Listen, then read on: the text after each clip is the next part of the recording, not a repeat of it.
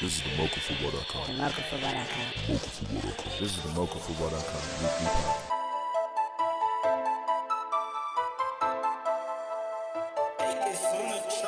All right, everybody, we're back again. This is week 3 of the MochaFootball.com weekly podcast. This is week 3 of Mocha football in general. Damon, this has been an exciting 2 weeks heading into another exciting week this week, and we have a lot of great matchups, a lot of exciting things to talk about. We have Joey Hooks coming on the show, and he's going to talk about a lot of things. He is one of the guys that definitely had a lot to do, a lot of the development of a lot of the great players that played in Montgomery County in the last 4 years. So we're definitely going to enjoy the talk with him. And so, Damon, first and foremost, of course, we always start off by recapping last week, and we're going to start off with talking about the game of the week. Seneca versus Northwest. Seneca went over to Northwest.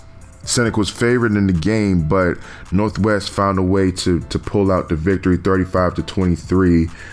Khalil Owens definitely had himself a day, 160 yards rushing, 4 touchdowns. I mean, the kid really showed why he is one of the most dynamic running backs in the county, if not the state. Then now also Juwan Ferrari had 15 carries, 100 yards. I mean, those two right there, that's one of the best tandems in the state of Maryland. And they did it against a team that also has a great tandem with Adrian Phillips-Platt and Darius Golston. So that was obviously a great showing by them. I think that the physical nature of Northwest really showed out this game. I think that, you know, when you look at Chris Craddock's numbers, 10 of 13, 1 touchdown for 64 yards, real efficient, but obviously they weren't really taking a lot of chances with him pushing the ball down the field. It was more of a game management kind of situation for Chris Craddock. I believe that, honestly, Northwest really made an announcement to the rest of the county that without the legend Mark Pierce, that they're going to go ahead and still be one of the top teams out here, and they're going to be a problem to get out.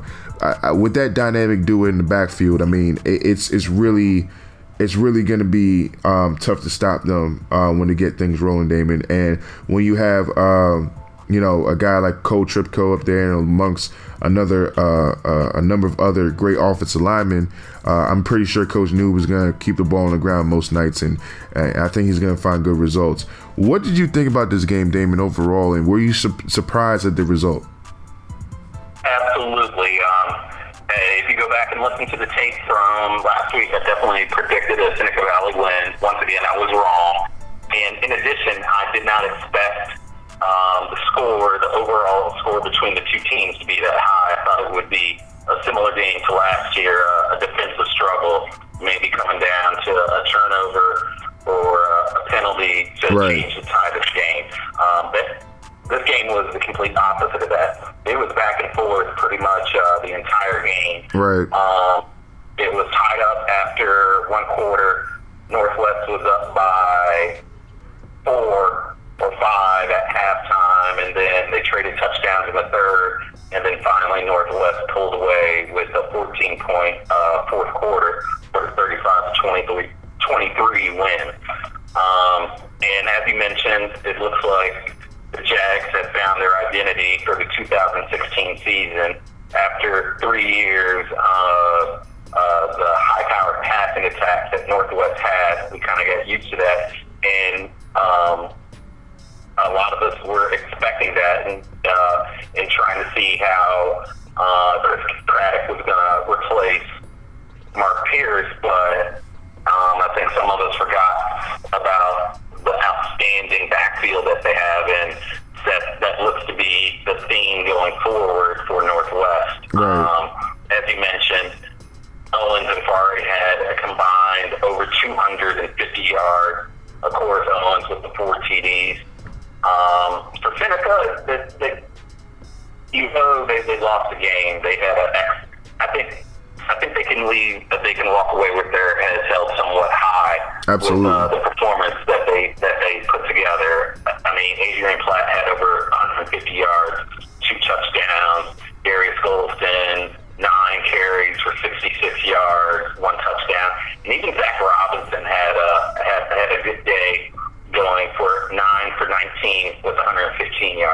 Yep. I think overall the Screaming Eagles are going to be okay moving forward. Absolutely. It's going to hurt a little bit in terms of playoff seeding moving forward, but I don't expect them to struggle too much more during the regular season. They can put this game behind them and just concentrate on the rest of their 3A schedule and just try to hang in there until they face Damascus later on the season. But yeah, it was a surprising result and a surprising score, but it's good to see two of the top teams in the county, true rivalry, live up to that name. So yeah, moving forward, obviously Northwest is put the county on notice that even though the face of their program has moved on, they're still there, and they're still a force to be reckoned with. And I can't wait to see what the future weeks are going to bring when it comes to Northwest. Right. No, absolutely. I agree with you on that. The next game that we're gonna go back and look at from last week was a game that I was at, and this game actually, I know that the score and the overall quality of play wasn't necessarily up to where I'd liked it to be, but when it comes on to just overall competitiveness, the atmosphere, when it comes on to the actual players on the field trying their best, really digging deep into their souls to try to find a way to win that game. I think that the Paint Branch Blake game was one of those games that real football fans could really enjoy. I really enjoyed it. I really enjoyed being out there. Blake was fantastic. If you weren't there, you've never seen Blake like that ever. And hopefully it's a sign of things to come. I think that Blake showed that they can pretty much play with anybody. When Blake gets rolling on defense, Damon, especially their front four, it's something to behold, because I believe that they might have the best tandem up front in the county with Max Tempchin and Jabari Jones. Those two guys right there, and from when I was standing there and just watching it, those two guys combined for at least 5 sacks in the game last week versus Paint Branch. They were amazing. They were always in the backfield. And they also Blake also has 2 or 3 other guys that are really hard to deal with up front.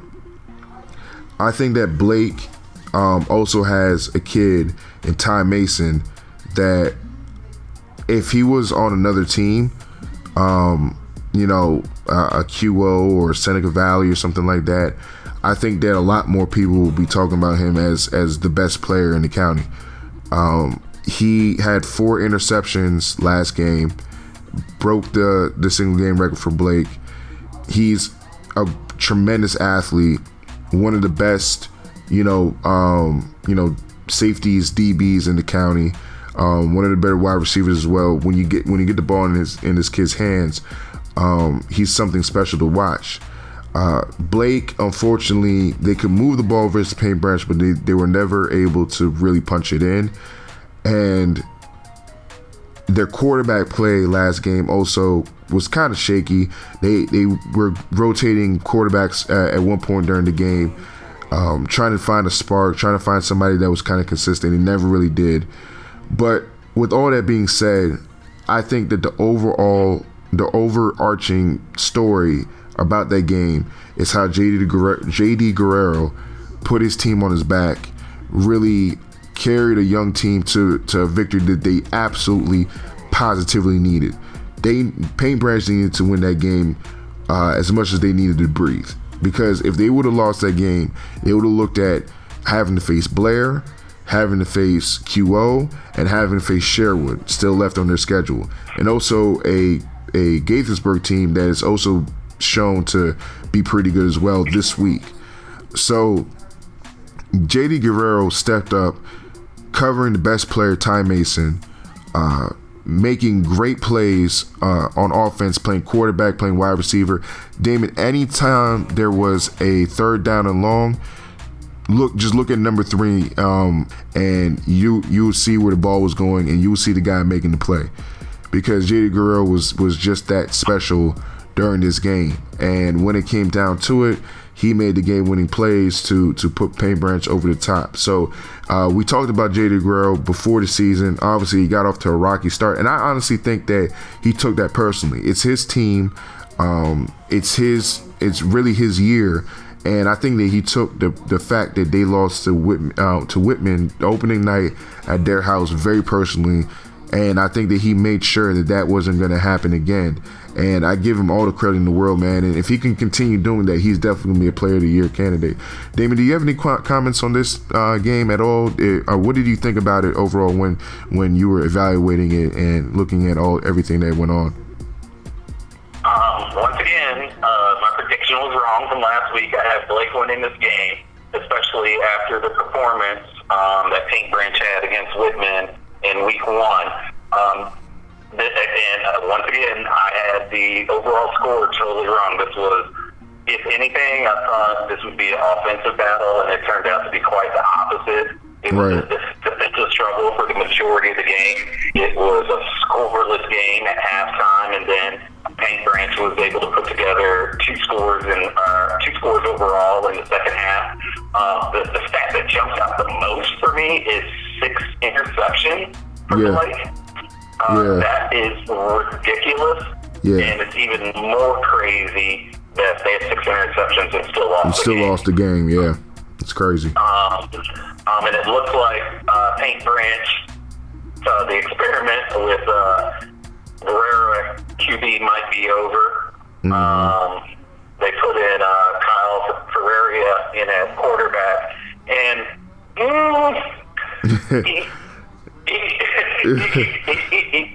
right. Yeah, I know what you mean. Yeah. Okay. Yeah. If you take away the interceptions, he was able to move the ball. Right. He had 125 yards passing, 13 for 22. So that's okay, especially considering I'm not 100% sure if he even knew if he was going to be playing at the quarterback spot at kickoff. Even with Paint Branch still trying to figure out the pieces on how they're going to progress through the season, they got a much needed win. So moving forward, I still have questions in regards to both teams. Obviously, Blake's defense is legit. Mm-hmm. Now they have to work out the kinks in offense. Right. It looks like Paint Branch is finally starting to get their offense to click a little bit, but I still have questions moving forward. As a matter of fact, I have more questions now after the game than I had coming in. Right. So it's going to be real interesting moving forward to see what these 2 teams can do. But overall, it's good to see 2 teams in the consortium battling out in a great Friday night atmosphere, which is much needed and much missed in that part of the county. No, absolutely. I think that Blake is in a really good position to go ahead and challenge for a playoff spot and possibly do something in the playoffs as well if they can rectify the quarterback position. The quarterback position right now for both teams is not where it should be. And I know that both coaches, Coach Harris over at Blake is a really good offensive mind.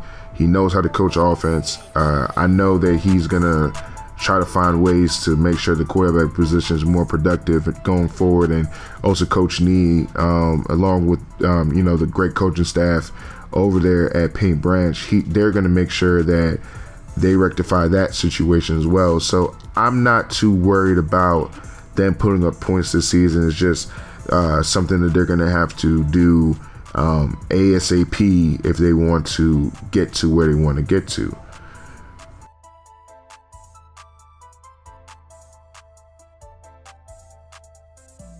Okay, everybody, we're back, and we're going to talk about this week's game of the week, which is a game that I've been kind of interested in ever since the start of the season. Blair going to Northwest last year. Northwest went down to Blair, beat them pretty handily.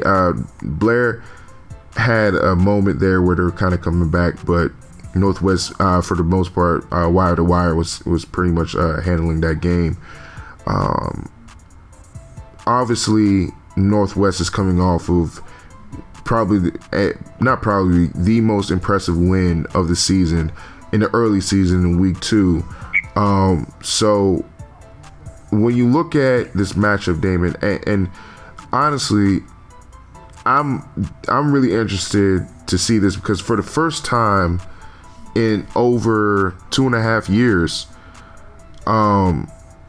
Northwest is going to be going into the game known for a fact that they don't have the best quarterback on the field. Now, Blair has, our number 1 ranked QB in Desmond Colby. He's obviously been lining up again this season, showing why he is the number 1 ranked QB. Blair has a multitude of weapons. You talk about Eric Zakuri, you talk about Cliff Carter, and the list goes on and on. I think Blair has enough to go into Northwest and make it interesting. But with that being said, when you look at what Northwest was able to do to Seneca Valley on the ground, right? I'm not sure if Blair has enough in the front 7 to stop Khalil Owens and Juwan Ferrari, and especially when you talk about the offensive line that Northwest brings to the table. I think that the Jaguars are going to be able to basically control the game on the ground. I think that they're going to be able to use play action fake to get Chris Craddock open lanes to throw through. I think that Northwest, and also defensively, I think Northwest is going to be able to match up a little bit better than Blair's previous 2 opponents. But I do think that it's going to be a close game. I do think that Blair's going to come in, compete really well. So I'm going to go with Northwest winning 38-24. And I think that Northwest is going to pull away late. But I do think that Blair is a good enough team to go in there and make the game very, very interesting, and really show why they're going to be a playoff team going forward. So what do you think about this game, Damon? Do you think that Blair has a chance to win it? And what are the things that they have to do if they're going to win? What are some of the things they're going to have to do going forward to see that victory? The first part of your question, absolutely Blair has a chance to win. Anytime you have top 3 quarterback in the county and a top 3 receiver in the county, you're going to have a chance to win pretty much all of your games. And obviously that's Desmond Colby and Clifford Carter. In terms of what they'll need to do to win the game, the offense is going to have to click like right out the gate. No turnovers, and the onus, which I fully expect the offense to do. I think their offense will be fine. But where they're going to have issues is on defense and trying to stop the 2-headed monster that Northwest has in the backfield with Owens and Ferrari. Right. I mean, you're talking about 2 top 10 running backs in the county. That's kind of ridiculous. Right. And that's gonna pose a lot of problems for the Blair defense. If Northwest gets the running game going, that's gonna eat up a lot of clock, and that's just less time that Blair's offense has on the field when they have the ball. So, yeah, I expect, like you mentioned, I expect this to be a relatively high-scoring game. I have Northwest winning in a close one, yet high-scoring, 35-31. Okay, that's a pretty good score. They're a special team offensively, but defensively at times they've let teams kind of dictate to them what they, especially the good ones. Now the bad ones, they kind of, the bad teams, they kind of, do what they're supposed to do against them. But versus the good teams, I think too often they've let their better opponents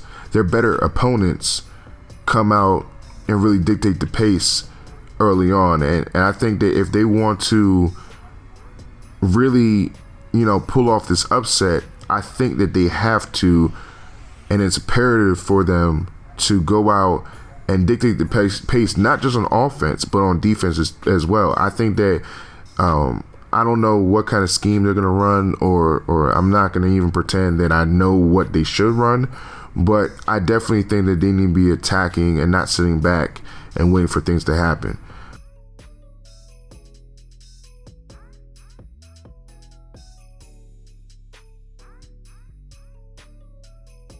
Okay, everybody, we're going to go get into our pick'em. We got a lot of good games on the slate. And, Damon, again, this is the scary part of the program. I hate this part. Yeah. I'm the worst. Yeah. This is the scary part of the program. We obviously get this wrong all the time. But look, we're the type of people, we bounce back, right, Damon? Like, we're not the type to hang our heads.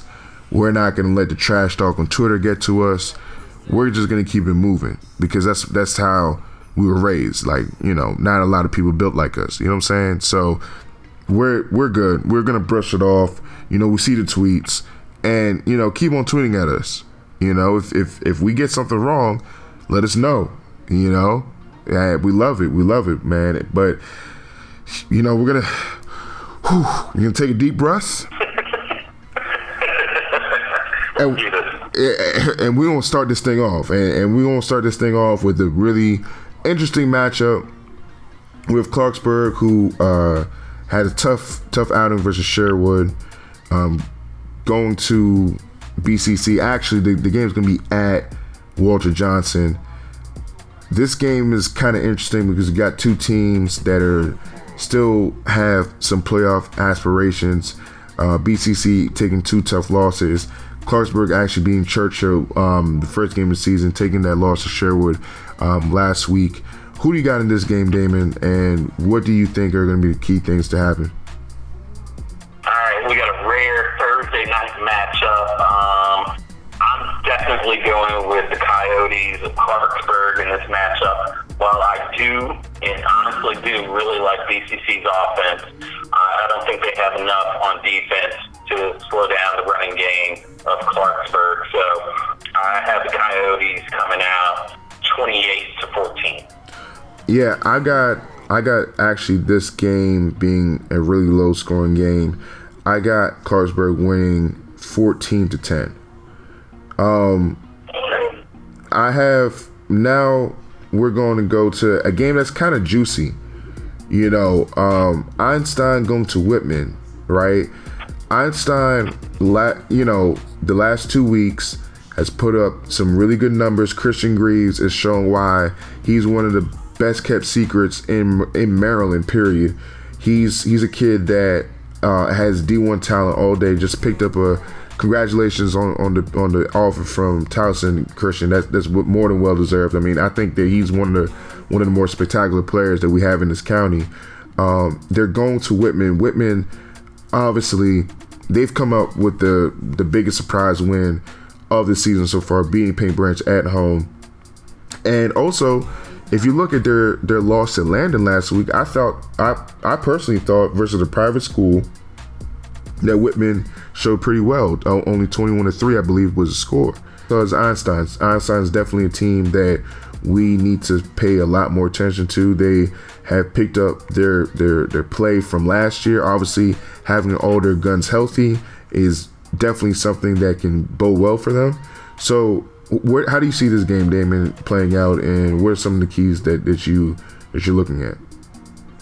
Well, obviously, for Einstein, it's going to come down to the passing attack of Klingman to Greaves. if Whitman can limit their productivity, they'll be in a good spot. And I have a feeling they'll be able to put something together defensive scheme-wise to limit their production. We talked about him last week, the number 7 rusher in the county, Gunnar Morton. He's on a roll these first 2 games, 246 total yards. I'm personally expecting them to keep that train going. So I have Whitman coming away at home 28-21. Okay. And I'm actually going to go with Einstein. I'm going to go with Einstein 31-30. This next game is also very interesting. We have Gaithersburg, a team that came off a huge win versus Marines. They beat Marines, man. You know, but they beat my Wolverines. You know, and you know, it was a very good win for Gaithersburg. Really announced their presence in the county with that win, and they're heading over. And Paint Branch is returning home after that big win versus Blake. Much needed win. How do you see this game, Damon, playing out? Obviously, Paint Branch needs to continue winning if they want to keep their playoff hopes alive. Man, I don't even know how to even approach this game.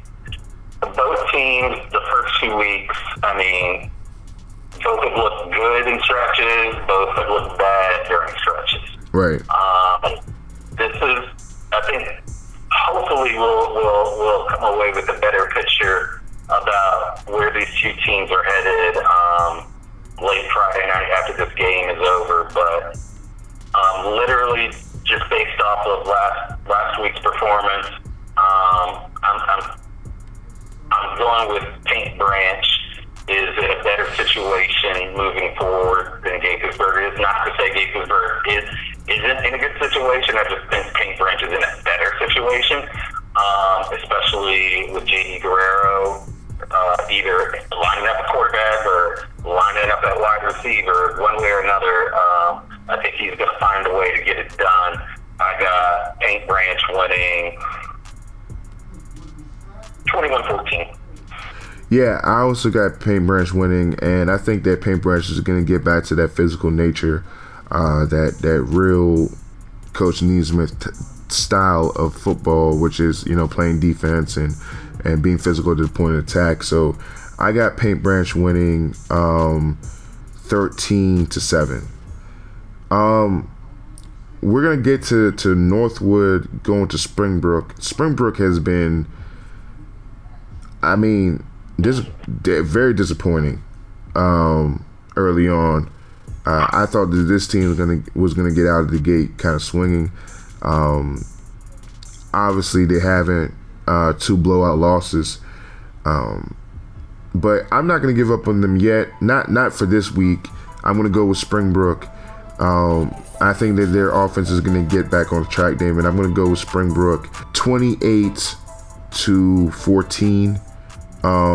I think that Northwood has actually shown to be a little bit tougher than what people anticipated them to be. So I'm going to give Northwood some respect, but I'm going to go with Springbrook one more week. I've actually, most of the tweets from kids have came from, you know, after they played Springbrook. So, you know, look, Coach Lomax, you're killing me right now, man. Like, people are mentioning me, you know, private messaging me, sending me scoreboards, man. Like, you gotta help me out, Coach Lomax. Come on, man. Come on, baby. Let's go. Let's pick this thing up. So I'm gonna go with you guys one more week, you know, and hopefully you guys get it together. 28-14, Springbrook. How do you see this game, Damon? Yeah, I'm right with you. I was pretty high on Springbrook coming into the season. It's not too late for them to turn it around, and I expect them to get it done versus their down county rival Northwood. I have the Blue Devils coming out on top 14-13. Okay. We're gonna move all the way down to Seneca Valley, going to Churchill. Obviously Seneca Valley is gonna be, you know, wants to rebound from that loss. How do you see this game going, Damon? Yeah, Seneca Valley Valley is going to head into Churchill looking to put a hurting on somebody after losing the King's Trophy to Northwood. I expect the Seneca Valley Screaming Eagles to have an outstanding, high-scoring game. I have them coming out with a victory, 35-6.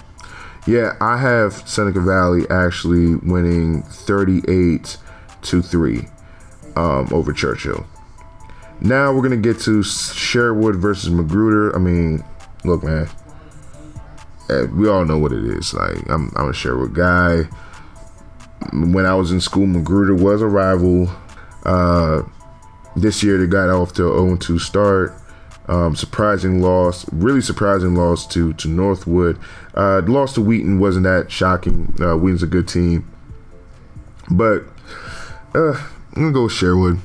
I'm going to go with Sherwood 48-10.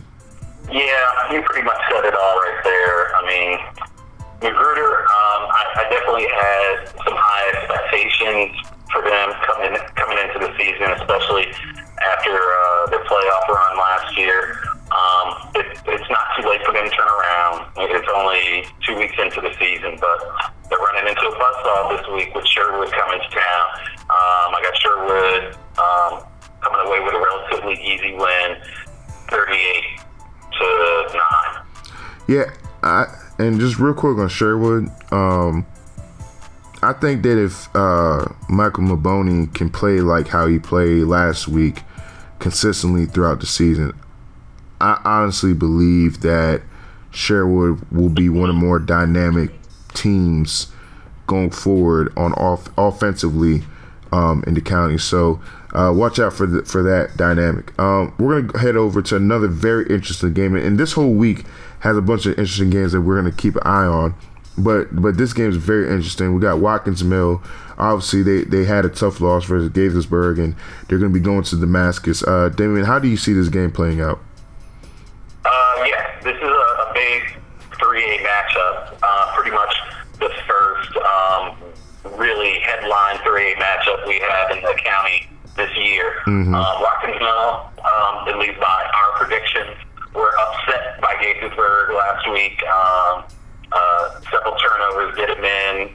They spotted Gaithersburg 21 points going into half and just couldn't recover, even though Markel Grant and Daquan Wims had an outstanding day statistically, but Gaithersburg just put it on them.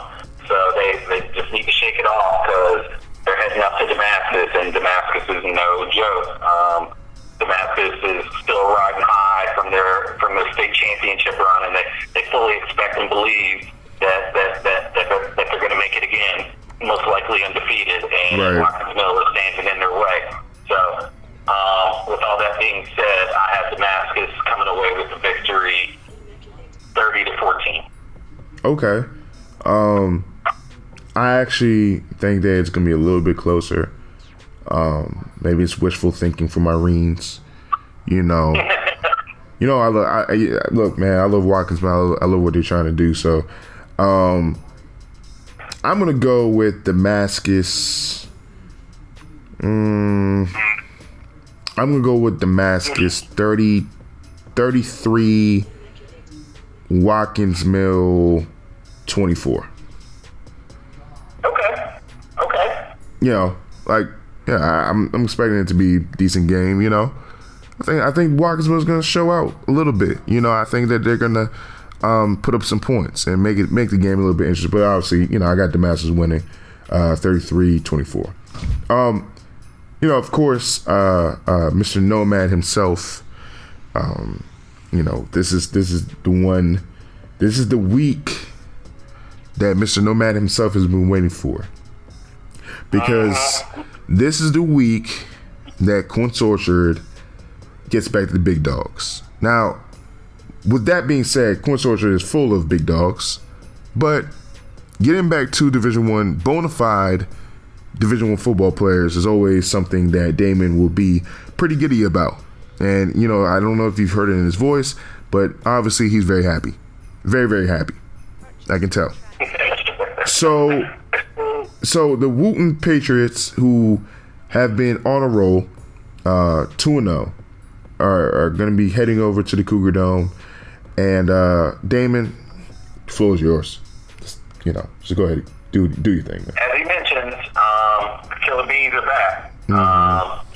Opie Basie and Marvin Binder are going to be suiting up in the red and black for the first time in the 2016 season, and just in time, because they will be welcoming the Wheaton Patriots, who will be traveling up Route 28 to the Cougar Dome. And this will be a good test for the Cougars. As you mentioned, the Patriots are riding pretty high.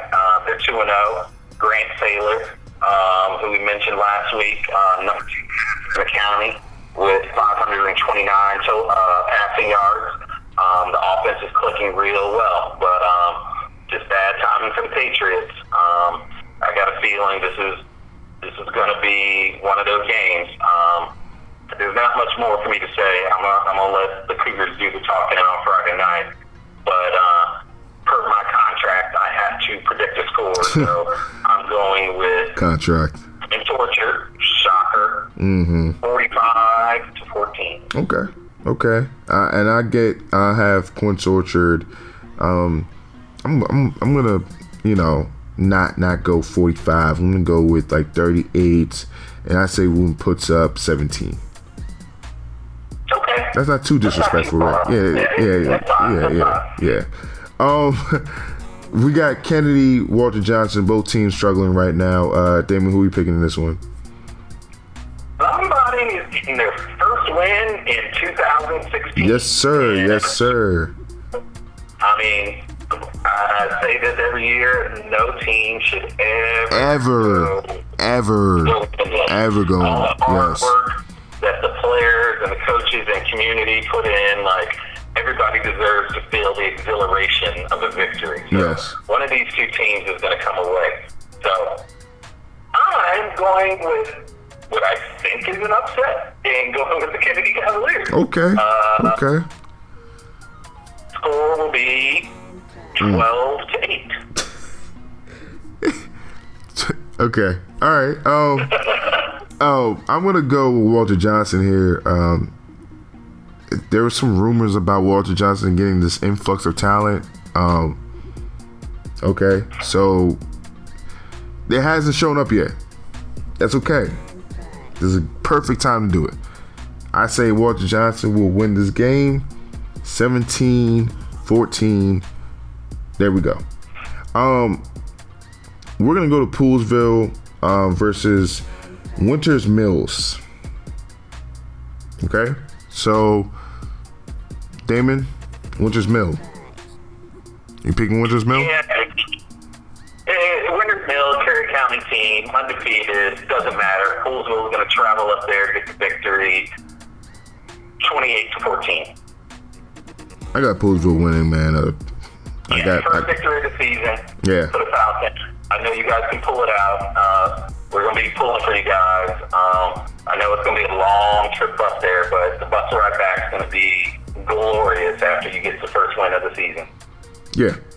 Poolsville is going to win. I say 28-21. So, and Damon, this game's always very entertaining, right? Now, how entertaining it's going to be this year, I don't know, because we got one team pretty, that's playing pretty well, and another team kind of, on the fence. But Rockville versus Richard Montgomery. If you know anything about this area, you know that's a game that's always highly contested, very passionate. Both kids on both sides know each other very well. How do you see this game, Damon? I mean, I think that this game could be pretty high scoring. Yeah. I mean, you just go back and look at especially in recent history, these two teams have lit up the scoreboard. It's going to be as crazy as it's been the past 2 or 3 years, but I fully expect the overall total score to be over 50 points. Right. Rich Montgomery, undefeated so far during the season. keeping the car rolling, looking for another playoff run. Rockville's 1-1 record, but all that goes out the window when you have a rivalry game between these two Rockville schools. So it'll definitely be going down at the launch pad, as they like to call it. So I got the Rockets pulling out the victory, 35-28. Okay, and I got RM, and this is my out on the limb pick. I got RM 56-48. Wow. Yeah, this is my out on the limb pick. This is my, outlandish, I'm probably gonna get bashed in the head pick right here. So it's a possibility. If we go by history, that score is definitely a possibility. Right, but obviously people, I'm going out on a limb. Come on, guys, put up some numbers, man. So at least make it respectable, so I don't look stupid. We're gonna go to the final Montgomery County Public School matchup of the day. It's gonna be on Saturday, and it's a pretty big, good game. Blake at Wheaton. Really, the game is really at Blair. Blake coming off a loss that a lot of people think that they probably should have had if a few things bounced their way. Wheaton has been steady at 2-0 with two really good victories. Damon, how do you see this game? Yeah, this is a very intriguing match. I think much to the surprise of everybody outside of Wheaton. Wheaton is undefeated so far, 2-0. And as you mentioned, Blake coming off an extremely tough loss. So this is an interesting matchup, but I think the Wheaton Knights will run into a speed bump in their quest for another playoff berth this year. As I mentioned at the top, Blake's defense is playing lights out, and I think their offense will be able to get a little bit more traction this week versus the Wheaton defense, but by no means should the Knights be underestimated. They have one of the top passers in the county who we will be talking about here shortly, but I don't know if Wheaton has enough gas in the tank to take over Blake. So I have the Bengals pulling out the victory 20-12. Okay. My score is very similar. I got the Bengals pulling out the victory 21-17. I think they're going to bounce back and win this game and continue on their playoff hunt.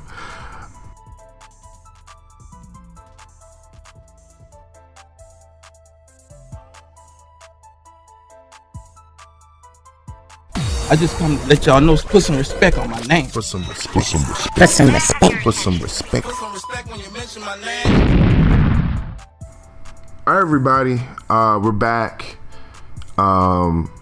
This last part of the show, and this part of the show is obviously some people's favorite part of the show, is to put respect on his name segment. And this week we got two pretty good candidates. Damon, you want to start off with yours? Absolutely. As we mentioned when we were going through our pick'em, I'm going with the junior quarterback for the Wheaton Knights, Mr. Russell Hose Jr. 215-pound gunslinger for the Dow County program, which is going through somewhat of a resurgence. Mm-hmm. As I always mention, just pull up his tape and just, feast your eyes on what they have going down at Wheaton. He's a tall kid. He has some weight on him already, and he's just a junior. He's running the offense so far to a T, obviously, given their record. So Mr. Russell Hose deserves to have some respect put on his name.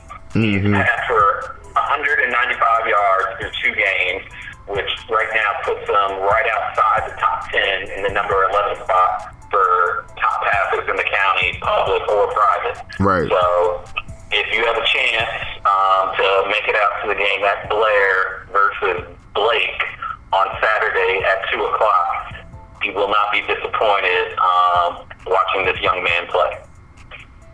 Yeah, no, absolutely. And I'm gonna go with Jack Della Fiora from Churchill. If you look at the receiving totals and you know who's up there, this kid from Churchill is number 3. I don't think anybody had that guess. Not me. Did you, Damon? Absolutely not. So right now, this kid has 183 yards receiving between the 2 games. He's played well. Also, being a presence on the defensive side of the ball. A good-sized kid. I think De La Foria definitely is a guy that we need to be talking about a little bit more. So we're definitely gonna put some respect on his name. All right, Damon, we're out of time. Is there any other questions, concerns, anything that you wanted to talk to the people about? As usual, if you have any questions or comments, you can hit me up on Twitter at NomadAnderson, or you can get at me on the message board, mocofb.com. My handle is Nomad. You can send me a private message, or you can just create a post with your questions. Otherwise, enjoy the game this weekend. Everybody be safe and have fun. All right, guys. We'll see you next week.